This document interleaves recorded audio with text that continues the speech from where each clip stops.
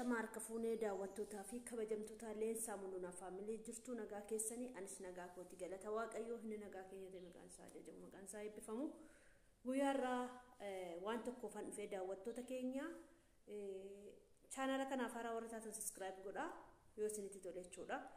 Guyyaarraa waa'ee obboleettii tokko Dubaay keessaa rakkachaa jirtu karaa keessaa naqaqqabe wayiitiin isiniif qooduu dhufe jechuudha. Akka gargaartan adaraa keessan isiniin jechuun barbaada. Namni kamiyyuu yeroo mana isaa yookiin maatii isaa gatee bahu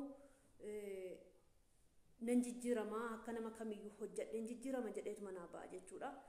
Obboleettiin tokko jechuudha karaa keessaa maaloo leensaa chaanaala kee irratti nuuf iyyi namni mucayyoo kana gargaaru yoo jiraate naan jedhanii jiru jechuudha.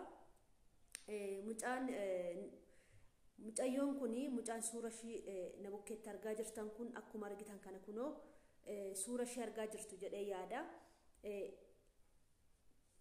Ergaa biyyaa baatee jechuudha ji'a ja'a jechuudha. Ji'a ja'a kana keessatti biyya ishiillee isiniifan himaa eessa akka jirtullee isiniifan himaa namoonni dandeessan adaraa keessan isinittiin iyyaa isinittiin bo'aa namni biyyaa ba'ee gaafa biyyaa ba'u obboloota koo hojjedheen jijjiirama jedheetu jechuudha.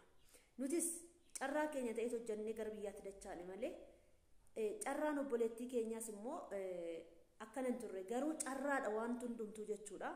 Amma sammuun ishee of hin beeku mucayyoon kun jechuudha akkuma argitan kana inni akkattuu ilaaltan tilmaamuu dandeessu mucaa walisooti. Warri walisoo warri mucaa kana beektan adaraa keessan akka obboleettiin Dubaay jirti jecha dhagayeera. Obboleettiin akka Dubaay jirtu ishiin simatteetti Dubaay jirti obboleettiin koo jetteetti. Obboleettiin kuni jechuudha erga biyyaa baatee ji'a ja'a mindaa ji'a ja'a madaamiin ishiin kennineefi jechuudha. Mindaa ji'a ja'a dhoowwatteetu gaafa sammuun ishii nyaatallee laattuuf jedhanii nyaatallee nyaachaa hin jirtu. Nyaata akka dhoowwattus dubbatamaa jira jechuudha. Mindaa ishii ji'a ja'as dhoowwatteetti isa booda baastee gattee jechuudha. Mucaan kuni mucaa walisooti jechuudha. Kan suuraa irratti argaa jirtan jechuudha. Mucaa walisooti. Biyyi ishiin jiraattu Dubaayidha. Dubaay keessa jiraatti. Warri Dubaay jirtanii mucayyoo kana warri gargaaru warra baaddan bilbila ishii argachuu dandeessu isinii kennuu danda'a.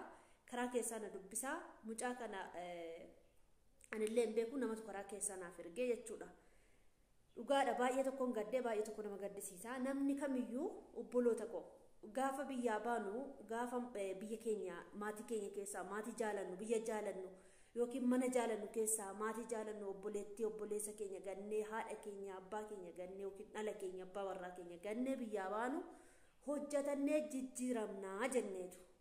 Sini galee hojjetannee jijjiiramnaa jenneetu kanatu nu muudataa sanatu nu muudataa jennee miti jechuudha. Maaliifi hojiidhaan hojjedhaa jennee of amansiifnee waan baanuuf jechuudha wanti nu muudatu wanta baay'eedha.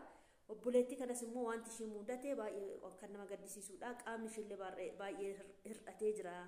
Adaraa keessanii warreen ishii beektan mucayyoo kana beektan karaa keessaa na dubbisaa. Namoonni Dubaay jirtanis immoo warri mucayyoo kana itti dhiyoo jirtan safarri ishii safara Sharjaa jirti jecha dhagayeera jechuudha. Safara ishiis immoo warri biiroo ishii beektan yookiin immoo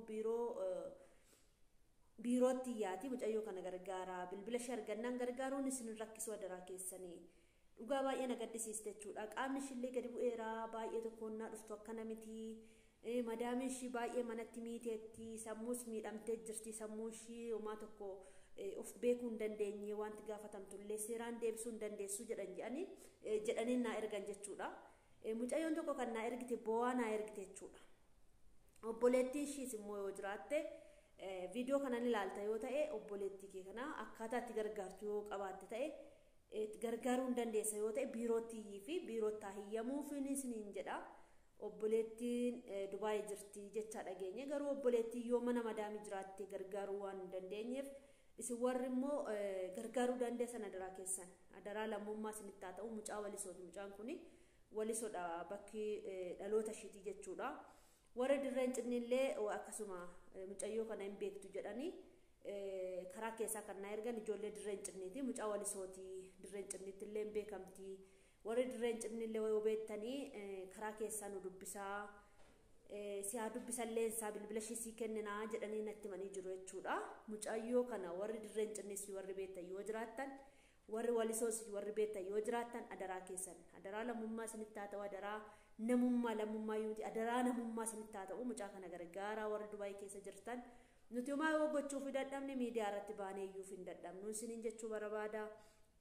Daawwattoota koo adaraa keessan gaafa rakkinni nama mudatee namumatu waaqa gaditti namuma keessaa nama baasuu danda'a. Waaqayyo immoo dursee hin qaqqaba.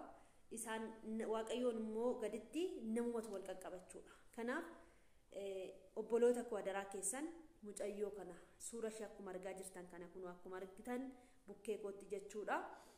Mucayyoo kana gargaaraa isiniin jechuu barbaada. Bakki ishiin jirtu Dubaay Shaarjaa bakka jedhamu jirti. Mindaa ji'a ja'a dhabdeetti. Madaamiin ishii baastees gatteetti.